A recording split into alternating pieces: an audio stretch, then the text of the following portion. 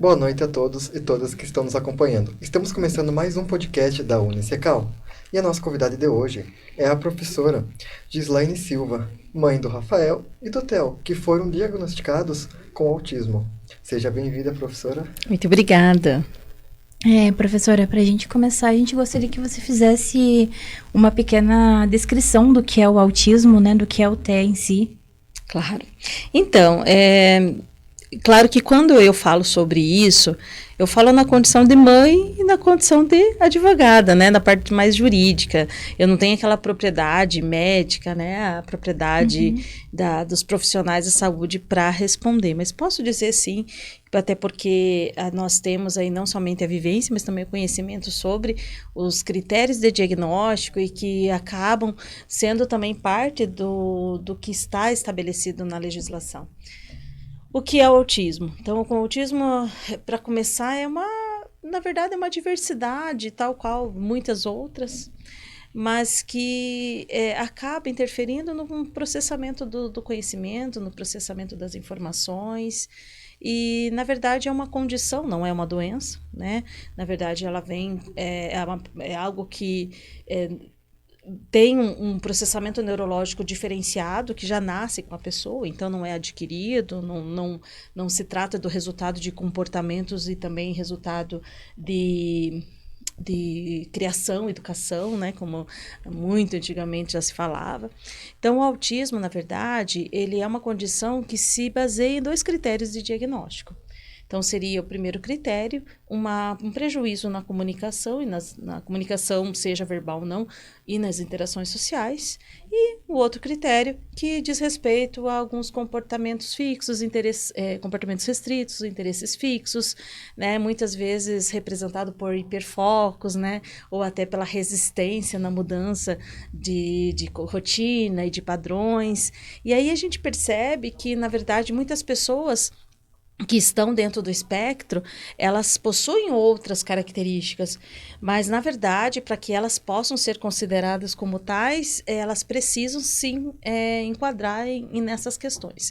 Isso por, vamos dizer assim, um padrão médico. Contudo, um autista é totalmente diferente de outro autista. Jamais encontraremos um indivíduo autista igual ao outro, porque não se trata de uma condição em que se estabeleça todas as características num só. Então, assim, o que também se percebe, né, a partir desses critérios? Muitas vezes uma rigidez cognitiva, né, uma disfunção em relação a algumas atividades da vida cotidiana, outros não. Nós temos aí questão de uso de estereotipias como formas de organização sensorial, temos a questão sensorial propriamente dita, tanto para se traduzir na hipossensorialidade. Agora eu quis falar difícil e não deu certo. Aqueles que têm uma parte sensorial muito... Hipersensibilidade, a hipossensibilidade. Então, assim, são questões que acabam por cercar de forma muito reiterada esses indivíduos, mas que não são estabelecidos em todos. E aí que vem aquela classificação dentro dos níveis de suporte, né? O nível 1, nível 2 e o nível 3 de suporte, né? O nível 1 de suporte é aquele que praticamente não precisa de muito suporte para a realização das suas atividades do dia a dia. O nível 2, alguma dependência possui. E o nível 3 é aquele que realmente precisa de muito suporte para a realização das suas atividades, para que você esteja incluído. Muitas vezes o nível 3 tem um comprometimento da comunicação mais grave, muitos não verbais, enquanto que o nível 1 de suporte são pessoas que muitas vezes traduzem uma linguagem rebuscada, né? São aqueles ditos não tem cara de autista, né? Sim, e o autismo tem essa questão, né? Não ter cara faz com que as pessoas precisem conhecer ainda mais. Porque o fato de você não conseguir identificá-lo só só percebendo aquela pessoa, ou só vendo aquela pessoa, ou às vezes até vendo a imagem dela em outros ambientes, não presencialmente, você não consegue identificá-las. E nessa não identificação, muitas vezes acaba por gerar certos conflitos, quando essas pessoas invocam suas prioridades, né, seus direitos que têm prioridades, seja no atendimento, nas filas, seja também na questão das adaptações do ensino, né, porque a inclusão escolar é realmente algo que tem que ser preservado desde lá da infância até por toda a vida, né, como a lei mesmo usa essa expressão, a necessidade da inclusão escolar por toda a vida, né, não é só na parte, não apenas ali enquanto adolescente ou até adolescente. Então, assim, o fato de não poder identificá-los, muitas vezes, é o que acaba tendo uma dificuldade dessas pessoas serem compreendidas, né? Porque essa história de moda, né? Coisas que a gente fica extremamente ofendido quando falam, né? É uma moda, uma super diagnóstica, tem super diagnósticos, né? Um exagero. Isso, poxa, tem gente tratando até como uma epidemia, né? Sim, uma epidemia. Não existe uma epidemia. O que existe são maior preocupação e maiores dados para que as pessoas sejam finalmente identificadas, como não foram muitos outros, né? Então, hoje a gente está falando de 1 a cada 36 pessoas, né? Segundo a última pesquisa do Centro de Prevenção de Controle de Doenças dos Estados Unidos. Claro, é dos Estados Unidos, mas a gente acaba tendo que utilizar, já que no nosso país a gente não tem aí um dado oficial em relação a essa quantificação. Mas é estimado que a média seja a mesma, né? É estimado que seja a mesma, muito embora, né, a gente precisasse definir isso com maior exatidão em razão das políticas públicas que se esperam. Você comentou daquela questão dos níveis, e eu gostaria de saber 2 coisas já de você, aproveitando isso. Se você poderia falar quais são os níveis dos seus filhos, e como foi para você quando eles foram diagnosticados com autismo, como foi a sua reação, a reação da sua família, e como tem sido até agora para você lidar com todo esse fato? Claro. E assim, basicamente o que você identificou neles, né, para até chegar no diagnóstico. Sim, o primeiro é o Rafael. Rafael, ele tem hoje 11 anos, mas eu só pude ter alguma noção de que existia possibilidade de diagnóstico quando ele foi para a escola. Então, a única coisa que ele fazia era andar em círculos. E o que a gente achava perfeitamente normal, porque ele fazia isso com alegria e falava muita coisa legal depois de ter andado em círculos. Afinal de contas, ele estava criando alguma história, algum filme, algum jogo. E ele era muito pequenininho, né? E, na verdade, quando ele foi para a escola, eles perceberam que ele tinha uma dificuldade de relacionamento e agressividade. Autoagressividade e agressividade com os outros. Irritabilidade. E eu, sinceramente, não tinha a menor ideia, né, do que isso poderia ser autismo. Ele foi encaminhado para um neuro, para um neuro lá em Curitiba, inclusive, e ele me falou, com 2 consultas, ele já me deu o diagnóstico, sem me encaminhar para as terapias. Então, nem tinha ideia de quais eram as intervenções e nem a importância delas.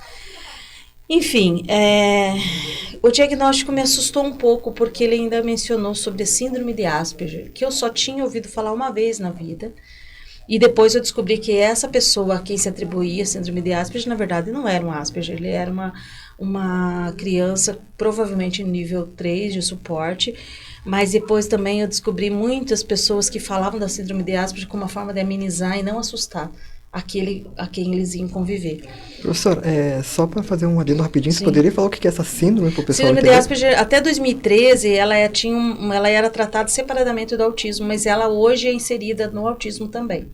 Então, basicamente, são aqueles de autodesenvolvimento, aqueles indivíduos de autodesenvolvimento que têm as características autísticas, mas preservada a parte cognitiva, das funções, mas com muita dificuldade de interação social, uma rigidez no comportamento, né? Então, hoje, eles não são mais tratados separadamente, eles são tratados como pessoas com transtorno do espectro autista, normalmente em nível 1 de suporte. E aí se falava ainda muito disso, porque é de 2013 apenas, né? Essa diferenciação, e nós estávamos ali em 2014, praticamente, então ele tinha 3 anos. E aí a minha reação foi, não vou rotulá-lo, não vou contar para ninguém, não precisa, né? Hoje assim pensando e falo, meu Deus, que absurdo, eu também estive ali no seu lugar, mãe e pai, que estão querendo, de certa forma ainda, tendo medo, né, dessa assunção, de você realmente fazer parte dessa história, levando conhecimento para os outros. Eu fui assim. Então, a princípio, não foi mencionado nada e não vi muita diferença no seu desenvolvimento realmente. A diferença veio aos 6, piorou aos 7, aos 8 ela era total. Mas mesmo assim, ele sempre fez as terapias da psicoterapia, então ele tinha assim algum tipo de intervenção. Mas o nível 1 de suporte é ali, quando vai saindo da primeira infância, que as características acabam afetando muito mais. É ali que a interação social começa a ficar mais afetada, as questões de hiperfoco também. Então, do Rafael, eu não digo assim que é mais simples, porque ele é um menino assim extraordinário na sua criatividade, nos seus interesses, nas suas conversas. A gente aprende muito com ele. Ele fala assim coisas que acaba orgulhando justamente porque ele está sendo voz de muitos outros autistas. Ele tem 11 anos e ele tem interesses muito maduros, como gostar de Leonardo da Vinci, Van Gogh. Olha que orgulho, né? Mas, ao mesmo tempo, ele é muito ingênuo. Então, muitas vezes, a gente percebe que ele não sabe exatamente onde acaba o ilusório e começa o real. Então, existem essa ingenuidade versus maturidade. Existem conflitos muito grandes, porque ele tem total percepção da sua condição e da sua dificuldade. Os conflitos da pré-adolescência que ele está entrando agora, né? Exatamente. Assim, aquela dificuldade de chegar e se relacionar e ter um papo ali com as pessoas, de estar num jogo de futebol ou qualquer outro jogo que tenha regras que ele não criou. Então, assim, como foi para mim, eu posso te dizer o seguinte: Rafael é um menino que eu não queria que ele fosse de outro jeito. Ninguém gostaria que ele fosse de outra maneira. Mas não é fácil, porque todos os dias ele está tentando se encaixar. Ele não está nem um dia confortável. E ele já tem percepção sobre isso. Então, está sendo muito difícil nós fazermos dele um menino plenamente feliz, por causa da inteligência. Uma coisa que eu acho interessante, né? As pessoas falam, mas eu nunca pensei no autismo porque a pessoa é tão inteligente. A gente não está falando que ela não é inteligente, está falando que ela é autista, né? É outra coisa. Agora, em relação... Como tem uns que têm algum atraso no aprendizado, como tem outros que têm um avanço, né, também no aprendizado, né? Exatamente. E a gente não pode esquecer das comorbidades que são muito comuns, né? Eu ia puxar esse gancho também. Né? Pra gente falar sobre. O TEA, ele tem muitas comorbidades comuns. Então, por exemplo, o Rafael, no nível 1, ele tem uma ansiedade, né? Um TDAH, e assim... Isso, posteriormente, pode desencadear até outras coisas, né? Agora, em relação ao TEL, aí a coisa foi muito mais grave no sentido de não ter muitos recursos disponíveis. Então, o TEL, ele é um menino hoje de 7 anos de idade, não verbal, usa fraldas, nível 3, totalmente dependente. E... o que não significa que o nível 3 seja um estabelecimento que vai perdurar por toda a vida. A ideia é que melhore, mas ele não saiu ainda. E muito porque a comorbidade mais grave que ele tem é a deficiência intelectual. O autismo dele existe, mas é a deficiência intelectual que está colocando ele nesse lugar de maior dependência ainda. Então, tem mais isso. Daí a importância de ter profissionais que realmente identificam. Saber que o Theo estava nessa condição no primeiro momento foi a sensação de luto, né? Aquela história de que você tem uma expectativa de um filho, que ele vai acontecer e produzir, e na verdade não vai acontecer muitas das coisas que a gente previu, mas vai acontecer outras. Mas até a gente se perceber da importância de tudo isso, é um processo longo e difícil. A maternidade, a paternidade atípica é extremamente dolorosa, porque ela não tem manual de instrução, não tem ninguém que te coloque o que você deve fazer. São noites sem dormir, são dias extremamente desafiadores, porque você não sabe o que fazer para quem levar. Então, assim, o Theo tive o diagnóstico com 1 ano e 5 meses, 1 ano e 6 meses, mais ou menos. A primeira dica que eu tive foi péssima, que foi, vamos esperar mais 6. Ou seja, eu perdi mais de 6 meses de uma idade de ouro, para que ele já tivesse uma intervenção precoce, um diagnóstico e intervenção precoce. Mas, independente disso, o diagnóstico, assim, a suspeita começou com 1 ano e meio, com 1 ano quando 2 anos, aí ele já tinha o diagnóstico definitivo. E aí começou a luta por encontrar os profissionais que pudessem realizar as intervenções, que não é algo muito fácil até hoje, na nossa cidade, em outras cidades também. Nem fácil e nem barato. Nem barato, porque o que eles precisam para se capacitar são cursos muito caros, eles precisam realizar... Porque é complexo, né? Então, a gente tem que pensar também nessa condição. E, assim, os profissionais que dão diagnósticos da área da medicina são pouquíssimos, né? Então, muitos não atendem pelo plano de saúde, muito menos pelo Sistema Único de Saúde. Os que atendem têm uma fila de espera muito grande. Os que são particulares têm uma fila de espera muito grande. Então, assim, é algo que ainda tem muitos desafios. E o Theo é um desafio todos os dias. Então, já lutei pela inclusão escolar, já percebi que o ensino regular talvez não esteja nunca preparado para ele por enquanto.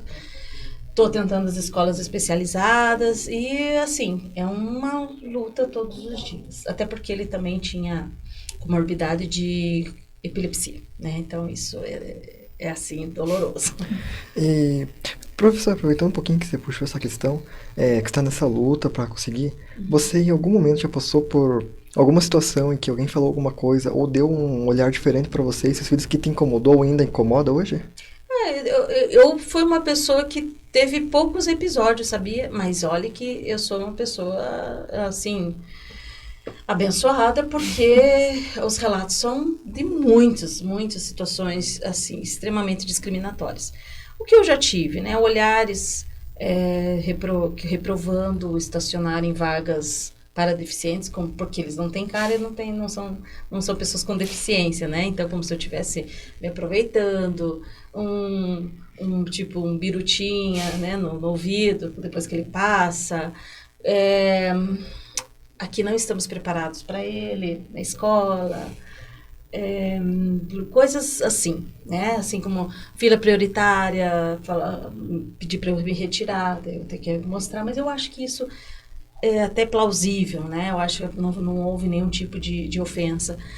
Mas, particularmente, eu tive muito poucas experiências discriminatórias, mas eu sou exceção, né? Isso tenho certeza. Talvez por conta aí de ter uma postura, né, de mostrar assim, olha, eles estão às vezes eles têm identificação, né, ou às vezes eu já estar munida dos documentos. Eles fazem uso dos cordões, girassol, quebra-cabeça? Quando eles deixam, né? Eles vão, tira e briga com aquele cordãozinho. Mas sim, o cordão é muito importante. Para os pais, não tem que ficar explicando tantas vezes, mas por incrível que pareça, a maioria não sabe o que você era isso que eu ia falar. Não tem um conhecimento, né, do significado dos símbolos, né? Exatamente. Assim como tem pessoas que já vê e já sabe como agir, né? Eu queria que todos fossem assim. Então, tem assim, desafios todos os dias, né? Inclusive os atitudinais.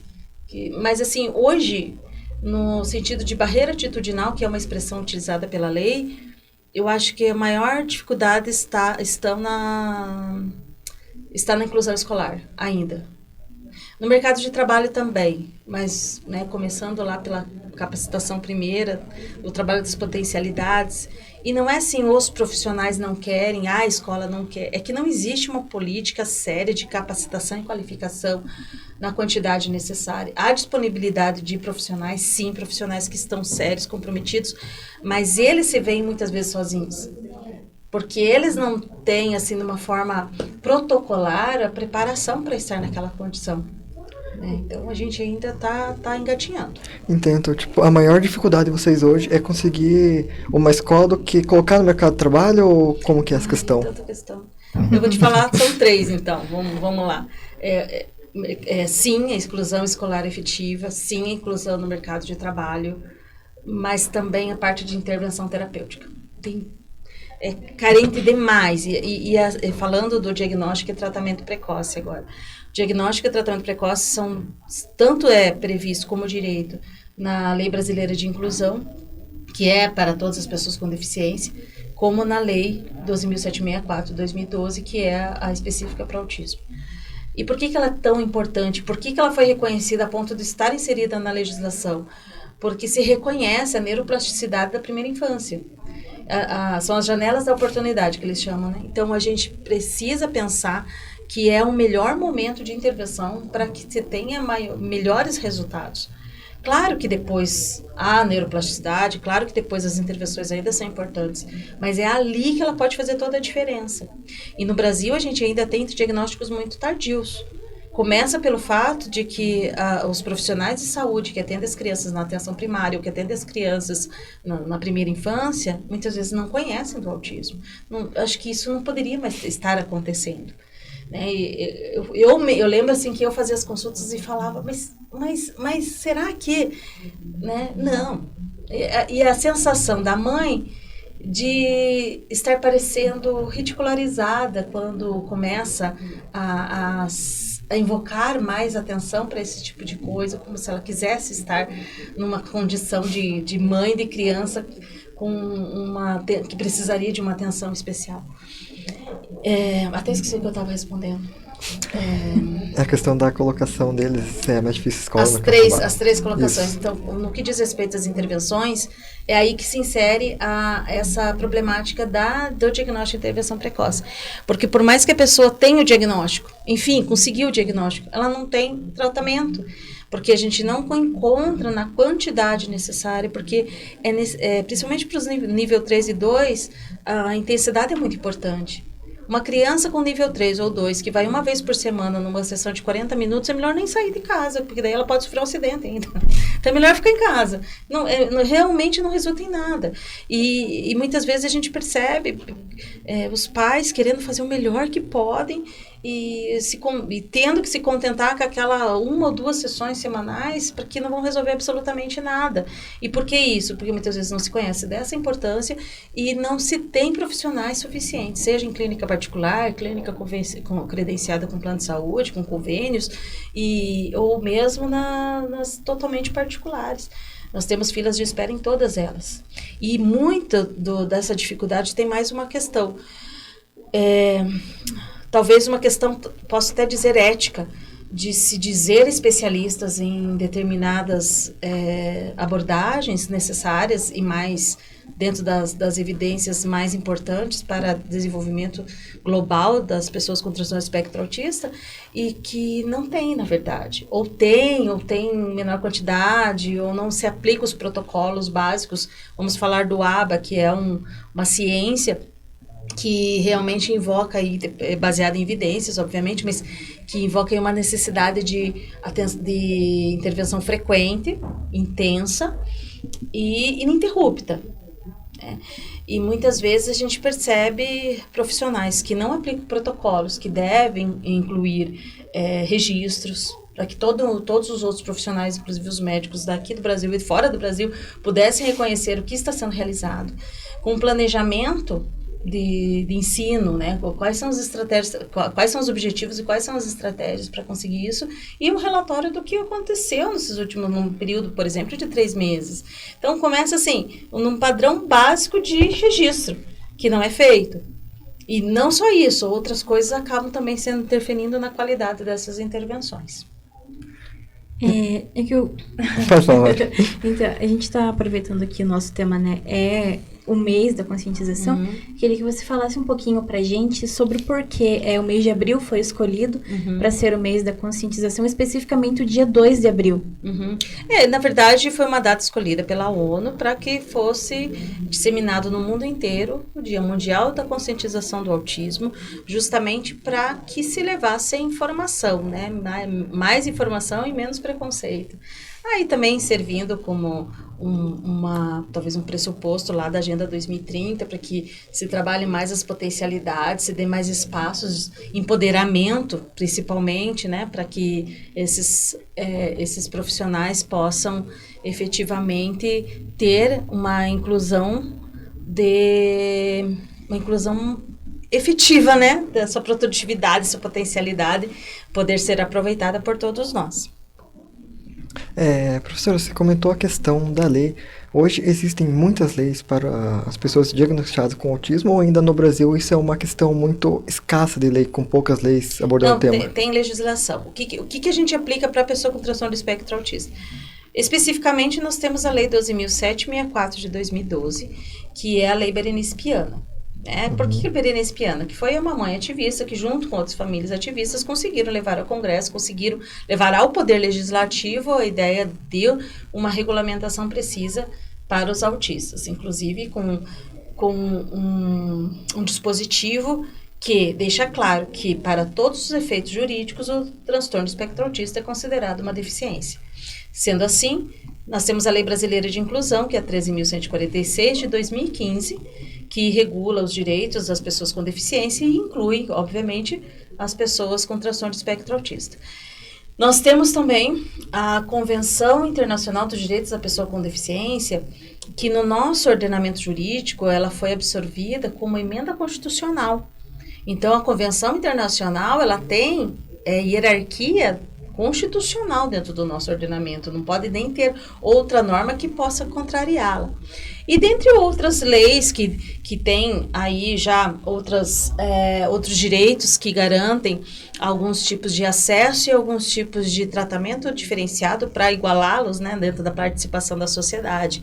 Nós temos a legislação que trata da colocação no mercado de trabalho, né, que é a Lei 8.203 de 91.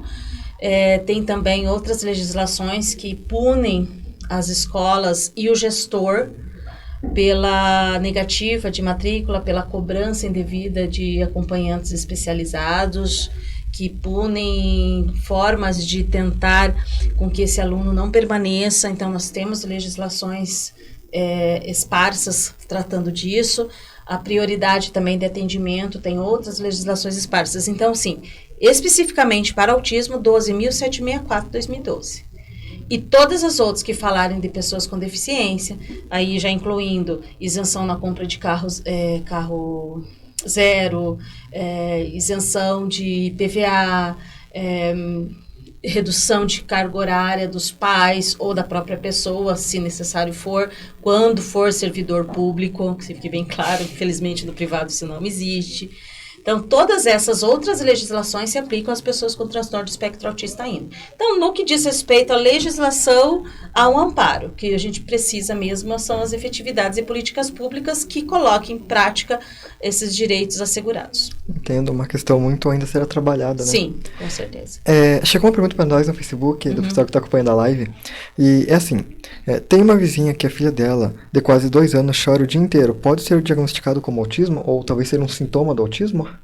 Não dá para dizer simplesmente pelo choro. Claro, né, que uma certa irritabilidade, alguma coisa assim, pode ser um pressuposto, mas ela tem que estar associada com muitas outras coisas, né? Essa criança de 2 anos, qual é como que ela está dentro dos marcos do desenvolvimento? Como que ela está em relação aos marcos da fala? Tem uma frase que a gente tem, quem estiver ouvindo e quem for ouvir isso precisa agregar. Não existe aquela história de que cada criança tem seu tempo. Se uma criança de 2 anos não está falando muito pouco. Uma criança, a gente tem marcos da fala, né? Mas se ela não está se comunicando, ela precisa já ser intervencionada, ou seja, não que ela seja autista, mas já tem que ser investigado. Isso é muito importante porque cada mês que você perde dessa primeira infância já é um prejuízo. Uma criança que possa estar chorando o dia todo, obviamente que pode ser muitas outras situações. Só agressividade, só irritabilidade não estabelece que é uma criança com autismo, porque existem crianças ao contrário, que são apáticas, né? Que ficam quietas demais. Então, realmente, não é um critério de diagnóstico de forma alguma. O critério de diagnóstico seria uma dificuldade e prejuízo na interação e comunicação e comportamentos fixos e interesses restritos. Entendo. Então, o mais indicado seria a mãe da criança levar ela para um profissional qualificado para ele identificar e saber como prosseguir, né? Com certeza. E qual profissional, assim, você indicaria, né, para essa mãe, no caso? Para diagnóstico, neurologista. Acho que também a gente poderia falar em psiquiatra infantil, né? Normalmente, nós procuramos na primeira infância um neurologista infantil, com especialidade em autismo, porque muitas vezes a gente percebe alguns profissionais que tratam da parte neurológica, mas que no momento de indicar o tratamento, as intervenções, não tem essa capacidade não, mas essa tranquilidade em indicar. Então, alguns realmente, não sem questionar qualquer um, mas alguns realmente não se sentem confortáveis em dar o diagnóstico ou não se sentem confortáveis em dizer quais são realmente as intervenções necessárias para desenvolvimento daquelas características, dos comportamentos alvos daquela pessoa, daquela criança. Teria algum motivo específico por eles não quererem comentar essa questão de dar o diagnóstico ou do tratamento, ou você acha que não tem motivo específico? Eu acho que o temor é justamente com a ideia de que está tendo um superdiagnóstico, né? Ou então com a ideia de que você já está inserindo essa criança num espaço que não é dela. Mas eu acho que ainda tem a questão do preconceito. Eu acho que ainda tem, assim, o medo de acabar sendo rotulado. Esse medo do rótulo é muito interessante, porque isso é a primeira coisa que a gente pensa. Não quero que meu filho seja rotulado, meu paciente, rotulado indevidamente. Mas, gente, quando a gente pensa no rótulo como algo preocupante, a gente também está sendo preconceituoso, porque a gente não quer que a pessoa seja assim identificada. Esse é o problema. Então, quando eu percebi que o rótulo era uma coisa, um processo, fazia parte do processo, tudo bem, né? Então, eu lembro de fazer uma pergunta num congresso para uma psicóloga, esqueci o nome dela, Kátia Moritz, uma psicóloga muito respeitada que trabalha nos Estados Unidos e é brasileira. Eu perguntei a ela, qual é o melhor momento para contar para a criança que ela está dentro do transtorno do espectro autista, e colocar isso para a turma sem que ela seja rotulada. E a resposta dela, não tem como ela não ser rotulada. Não tem como você não ter este medo. Esse medo é muito pequeno, e realmente é muito pequeno perto de todas as outras coisas que envolve. E em resposta, né, o que ela me complementou, eu sei que não foi essa a pergunta, mas que eu acho interessante saber, porque a gente tem essa dúvida. Ela falou, pelo menos antes da adolescência. Isso é algo que a gente tem que medir, mas que seja pelo menos antes da adolescência. E você sabe falar pra gente o porquê, muitas vezes, é mais fácil ter o diagnóstico em meninos, em homens, do que em meninas, mulheres? Eu acho que eu não tenho, assim, como questionar esse dado, né? Mas eu já vi pessoas questionando. Primeiramente, porque existe maior índice de nascimento de meninos com transtorno do espectro autista, muito provavelmente por questões genéticas. Então, assim, a cada 4 meninos tem uma menina, né? Agora, o diagnóstico em meninas, ao que me parece, pelas leituras feitas e pelas experiências de outras pessoas, é porque elas já são mais sociais. Elas já têm uma tendência a já ter uma receptividade maior, uma preocupação em agradar o outro maior. Então, a identificação acaba sendo mais tímida. Então, me parece que a maior dificuldade está nessas duas situações. Você acha que isso pode ser uma questão de criação, alguma questão histórica? Eu acho que pode ser uma questão cultural, sim. Uhum. Mas também tem essa questão biológica que tem sido divulgado, que é o fato dela já ser naturalmente mais social. Daí a dificuldade de identificação. Professora, a gente está chegando ao final do nosso podcast e eu gostaria de fechar com uma pergunta que é com relação aos pais que suspeitam que seus filhos têm os sintomas de autismo, ou próprios pais que já têm o diagnóstico de autismo, como se pode aconselhar eles a levar seus filhos a tratar o autismo, a aceitar, ensinar seus familiares e amigos sobre o autismo? Qual que é a sua fala no geral para esses pais que estão querendo descobrir os sintomas do seu filho, que já têm também a resposta para isso? Certo. A primeira questão, eu acho que a gente precisa superar nossos próprios preconceitos. Partindo da ideia de que se existe algum tipo de suspeita, não se entender como uma pessoa que está vendo mais do que deveria. Se entender como uma pessoa que tem a especialidade sobre aquela criança. Uma pessoa que está convivendo todos os dias com ela e que tem o dever de dar a ela qualidade de vida. Então, assim, quando a gente... Eu vou repetir algo que é muito bonito, assim, que está no livro do... Esqueci o nome do autor agora, mas que é muito importante. Quando a gente tem um filho, a gente assume amar um estranho, né? Do jeito que ele for. Então, nesse aspecto, a gente precisa assumir que aquela pessoa, ela precisa da gente desde o primeiro dia. Então, não temer o rótulo, não temer o preconceito dos outros superando o seu. Então, levar essa pessoa para que seja consultada, pode ser que não seja o autismo, mas que possa, de repente, ser identificado o mais rápido possível para que a luta comece. E se permitir entrar em luto porque nasceu outra pessoa, né? Se permitir um momento de desabafo, de choro, de desespero, porque realmente a gente perde o direito de morrer, né? Porque aquela pessoa depende do que você vai fazer. É extremamente assustador e isso vai acompanhar por muito tempo a sensação de que se você faltar, essa pessoa está à deriva, né? Essa sensação está... quem sente tem que saber que não está sozinho, porque nós não temos políticas públicas, nós não temos pessoas preparadas, nós não temos uma rede suficiente para que isso não aconteça, que eles não fiquem à deriva. Então, os pais estão realmente nessa condição. Então, se permitirem fraquejar de vez em quando, mas depois levantar e ir para essa luta. E ter a certeza do seguinte, essa pessoa, ela veio para te deixar mais grandioso, né? Porque o nosso papel muda completamente nesse mundo.